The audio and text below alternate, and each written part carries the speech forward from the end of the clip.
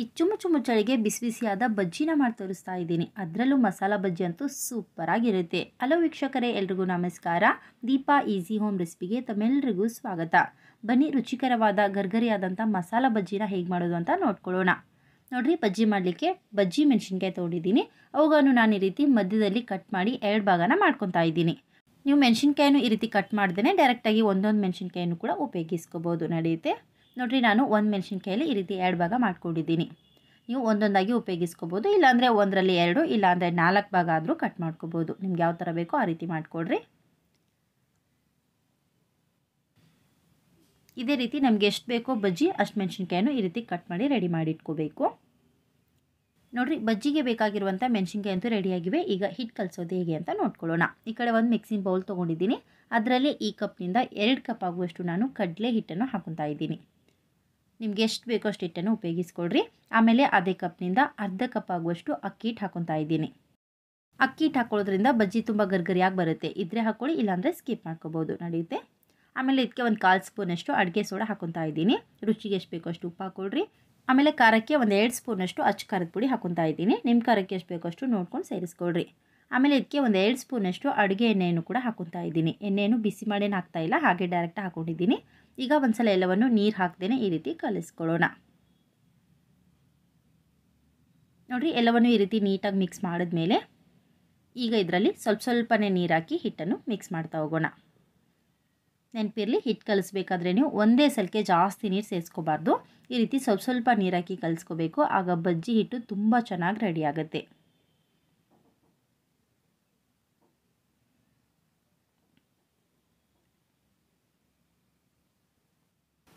ಹಿಟ್ಟನ್ನು ನೀವು ಕೈಯಿಂದ ಕೂಡ ಕಲಿಸ್ಕೋಬೋದು, ತೊಂದರೆ ಇಲ್ಲ. ಆದರೆ ಹಿಟ್ಟು ಕಲಿಸ್ಬೇಕಾದ್ರೆ ಹಿಟ್ಟನ್ನು ನಾವು ಈ ರೀತಿ ಚೆನ್ನಾಗಿ ಬೀಟ್ ಮಾಡ್ಕೋಬೇಕು. ಆಗ ನಮಗೆ ಬಜ್ಜಿ ಒಳಗಡೆಯಿಂದ ಸಾಫ್ಟಾಗಿ ಬರುತ್ತೆ, ಗಟ್ಟಿ ಥರ ಆಗೋದಿಲ್ಲ. ಹಾಗಾಗಿ ಹಿಟ್ಟನ್ನು ಈ ರೀತಿ ನೀವು ಚೆನ್ನಾಗಿ ಬೀಟ್ ಮಾಡ್ತಾ ಕಲಿಸ್ಕೊಡ್ರಿ. ನೋಡಿರಿ, ಹಿಟ್ಟನ್ನು ಈ ರೀತಿ ಮಿಕ್ಸ್ ಮಾಡಿದ್ಮೇಲೆ ಒಂದೇ ಒಂದು ಸ್ಪೂನಷ್ಟು ಅಜ್ವೈನ್ ಹಾಕೊತಾ ಇದ್ದೀನಿ. ಮುಂಚೆ ಹಾಕೋದು ಮರ್ತೋಗಿದ್ದೆ, ಹಾಗಾಗಿ ಈ ಟೈಮಲ್ಲಿ ಹಾಕಿ ಕಲಿಸ್ಕೊತಾ ಇದ್ದೀನಿ. ನೀವು ಅಚ್ಚ ಖಾರದ ಪುಡಿ, ಉಪ್ಪು, ಎಣ್ಣೆ ಹಾಕ್ತಾ ಇರ್ತೀರಿ ನೋಡಿರಿ, ಅದೇ ಟೈಮಲ್ಲೇ ಈ ಅಜ್ವೈನನ್ನು ಹಾಕಿ ಕಲಿಸ್ಕೊಡ್ರಿ. ನೋಡಿ, ಇದೇ ರೀತಿ ಮಿಕ್ಸ್ ಮಾಡ್ತಾ ಸ್ವಲ್ಪ ಗಟ್ಟಿ ಅನಿಸಿದ್ರೆ ಸ್ವಲ್ಪನೇ ನೀರು ಹಾಕಿ ಕಲಿಸ್ತಾ ಹೋಗ್ರಿ. ಬಜ್ಜಿಗೆ ಹಿಟ್ಟು ತುಂಬ ಗಟ್ಟಿನೂ ಇರಬಾರ್ದು, ತುಂಬ ತೆಳ್ಳಗೂ ಇರಬಾರ್ದು, ಒಂದು ಹದದಲ್ಲಿ ಇರಬೇಕು. ನೋಡಿರಿ, ಈ ರೀತಿ ಹಿಟ್ಟಿಗೆ ನಾವು ಮೆಣಸಿನ್ಕಾಯಿ ಹಾಕಿದಾಗ ಮೆಣಸಿನ್ಕಾಯಿ ಹಿಟ್ಟು ನೀಟಾಗಿ ಕೋಟ್ ಆಗಬೇಕು. ಆ ರೀತಿಯಾಗಿ ಹಿಟ್ಟನ್ನು ಕಲಿಸ್ಕೊಳ್ರಿ. ಇದೇ ಹಿಟ್ಟಿನಲ್ಲಿ ನೀವು ಮೆಣಸಿನ್ಕಾಯಿ ಬಜ್ಜಿ ಅಷ್ಟೇ ಅಲ್ಲದೆ ಆಲೂಗಡ್ಡೆ ಬಜ್ಜಿ, ಹೀರೆಕಾಯಿ ಬಜ್ಜಿ, ಬದನೆಕಾಯಿ ಬಜ್ಜಿ, ಈ ರೀತಿ ಬೇರೆ ಎಲ್ಲ ಥರ ಬಜ್ಜಿಗಳನ್ನು ಕೂಡ ನೀವು ಇದರಲ್ಲಿ ಮಾಡ್ಕೋಬೋದು, ಚೆನ್ನಾಗಿರುತ್ತೆ.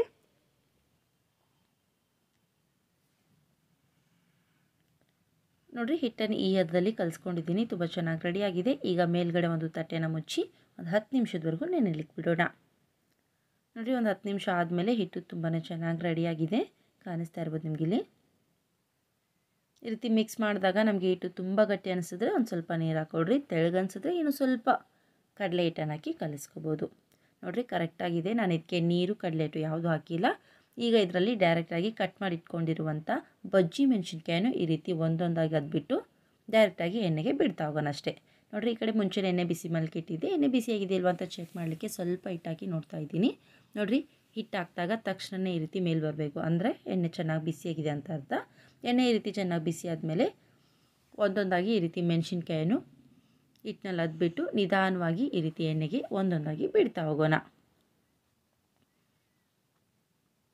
ಈ ರೀತಿ ಎಣ್ಣೆಲಿ ಬಿಟ್ಟು ಕೂಡಲೇ ಇಮ್ಮಿಡಿಯೇಟಾಗಿ ತಿರ್ಗಿಸೋಕೆ ಹೋಗಬೇಡ್ರಿ. ಒಂದು ಕಡೆ ಫ್ರೈ ಆಗೋವರೆಗೂ ಹಾಗೆ ಬಿಟ್ಬಿಡ್ರಿ. ಒಂದು ಕಡೆ ಫ್ರೈ ಆದಮೇಲೆ ಈ ರೀತಿ ನಿಧಾನವಾಗಿ ತಿರ್ಗಿಸ್ತಾ 2 ಕಡೆಗೂ ನೀಟಾಗಿ ಫ್ರೈ ಮಾಡ್ಕೊಳ್ಳೋಣ.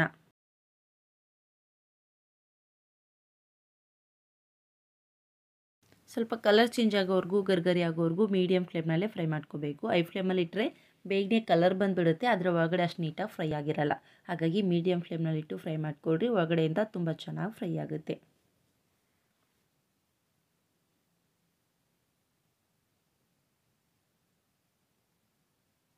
ನೋಡಿರಿ, ಈ ರೀತಿ ಫ್ರೈ ಮಾಡ್ಕೊಂಡಿದ್ದೀನಿ. ತುಂಬ ಚೆನ್ನಾಗಿ ರೆಡಿಯಾಗಿವೆ. ಈಗ ಇವುಗಳನ್ನು ತೆಗೆದು ಟಿಶ್ಯೂ ಪೇಪರ್ ಮೇಲೆ ಹಾಕೊಳ್ಳೋಣ. ಇದೇ ರೀತಿ ನಿಮ್ಗೆ ಎಷ್ಟು ಬೇಕೋ ಅಷ್ಟು ಬಜ್ಜಿಗಳನ್ನು ಫ್ರೈ ಮಾಡಿ ರೆಡಿ ಮಾಡ್ಕೊಳ್ರಿ. ನೋಡಿ, ಬಜ್ಜಿ ಅಂತೂ ರೆಡಿಯಾಗಿವೆ. ನಾನಿವತ್ತು ನಾರ್ಮಲ್ ಬಜ್ಜಿ ಮಾಡ್ತಾ ಇಲ್ಲ, ಮಸಾಲ ಬಜ್ಜಿ ಮಾಡಿ ತೋರಿಸ್ತಾ ಇದ್ದೀನಿ. ಹಾಗಾಗಿ ಅದಕ್ಕೆ ಬೇಕಾಗಿರುವಂಥ ಸ್ಟಫಿಂಗ್ ರೆಡಿ ಮಾಡ್ಕೊಳ್ಳೋಣ. ಈ ಕಡೆ ಒಂದು ಬೌಲ್ಗೆ ತುರಿದಿರುವಂಥ ಕ್ಯಾರೆಟ್ ಹಾಕೊತಾ ಇದ್ದೀನಿ. ಕಟ್ ಮಾಡಿರುವಂಥ ಈರುಳ್ಳಿ ಹಾಕ್ಕೊಳ್ಳೋಣ. ಆಮೇಲೆ ಇದಕ್ಕೆ ಒಂದು ಸ್ವಲ್ಪ ಫ್ರೆಶ್ ಆಗಿರುವಂಥ ಕೊತ್ತಂಬರಿ ಸೊಪ್ಪನ್ನು ಕೂಡ ಕಟ್ ಮಾಡಿ ಹಾಕೊತಾ ಇದ್ದೀನಿ. ಆಮೇಲೆ ಇದಕ್ಕೆ ಒಂದು ಅರ್ಧ ಸ್ಪೂನಷ್ಟು ಹುರಿದು ಪುಡಿ ಮಾಡಿರುವಂಥ ಜೀರಿಗೆ ಪುಡಿ, ಒಂದು ಅರ್ಧ ಸ್ಪೂನಷ್ಟು ಅಚ್ಚ ಖಾರದ ಪುಡಿ, ರುಚಿಗೆ ಎಷ್ಟು ಬೇಕೋ ಅಷ್ಟು ಉಪ್ಪು ಹಾಕಿ ನೀಟಾಗಿ ಒಂದು ಸಲ ಮಿಕ್ಸ್ ಮಾಡ್ಕೊಳ್ಳೋಣ. ನೀವು ಬೇಕಂದರೆ ಇದಕ್ಕೆ ಸ್ವಲ್ಪ ಚಾಟ್ ಮಸಾಲ ಕೂಡ ಸೇರಿಸಿ ಕಲಿಸ್ಕೋಬೋದು. ನೋಡಿರಿ, ಸ್ಟಫಿಂಗ್ಗೆ ಬೇಕಾಗಿರುವಂಥ ಮಸಾಲೆ ರೆಡಿಯಾಗಿದೆ. ಈಗ ಇದನ್ನು ಬಿಸಿ ಬಿಸಿ ಬಜ್ಜಿ ಮಧ್ಯದಲ್ಲಿ ಸೇರಿಸ್ಕೊಳ್ಳೋಣ. ನೋಡಿರಿ, ಬಿಸಿ ಬಜ್ಜಿಯನ್ನು ತೊಗೊಂಡು ಇಮಿಡಿಯೇಟಾಗಿ ಈ ರೀತಿ ಮಧ್ಯದಲ್ಲಿ ಕಟ್ ಮಾಡ್ಕೊತಾ ಇದ್ದೀನಿ.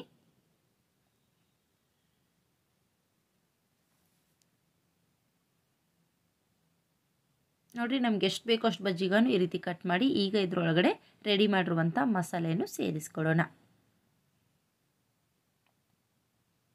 ಬಜ್ಜಿಗಳನ್ನು ಹಾಗೆ ತಿಂದರೂ ಟೇಸ್ಟ್ ಇರುತ್ತೆ, ಅದರಲ್ಲೂ ಈ ರೀತಿ ಮಸಾಲೆ ಸೇರಿಸ್ಕೊಂಡು ತಿಂತಾ ಇದ್ರಂತೂ ಸೂಪರಾಗಿರುತ್ತೆ.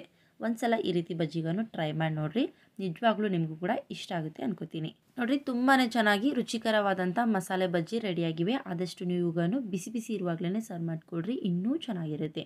ಮೇಲ್ಗಡೆ ಸ್ವಲ್ಪ ಅಚ್ಚಕಾರದ ಪುಡಿ ಹಾಕಿ ಸರ್ವ್ ಮಾಡ್ಕೊಂಡಿದ್ದೀನಿ. ಇಷ್ಟ ಇದ್ದರೆ ಹಾಕೊಡ್ರಿ, ಇಲ್ಲ ಸ್ಕಿಪ್ ಮಾಡಿಕೊಡ್ರಿ. ಹಾಕಿದ್ರಂತೂ ಟೇಸ್ಟು ನಿಜವಾಗ್ಲೂ ತುಂಬ ಚೆನ್ನಾಗಿರುತ್ತೆ. ನೋಡಿದ್ರಲ್ವಾ, ರುಚಿಕರವಾದಂಥ ಮಸಾಲೆ ಬಜ್ಜಿಗಳನ್ನು ಇನ್ಸ್ಟೆಂಟಾಗಿ ಹೇಗೆ ಮಾಡೋದು ಅಂತ. ಈ ರೆಸಿಪಿ ಇಷ್ಟ ಆದರೆ ಪ್ಲೀಸ್ ಲೈಕ್ ಮಾಡಿರಿ, ಶೇರ್ ಮಾಡಿರಿ ಮತ್ತು ಹೇಗಾಗಿದೆ ಅಂತ ನಿಮ್ಮ ಅನಿಸಿಕೆಯನ್ನು ತಪ್ಪದೇ ಕೆಳಗಡೆ ಕಮೆಂಟ್ಸ್ ಮಾಡಿ ತಿಳಿಸಿರಿ. Thank you.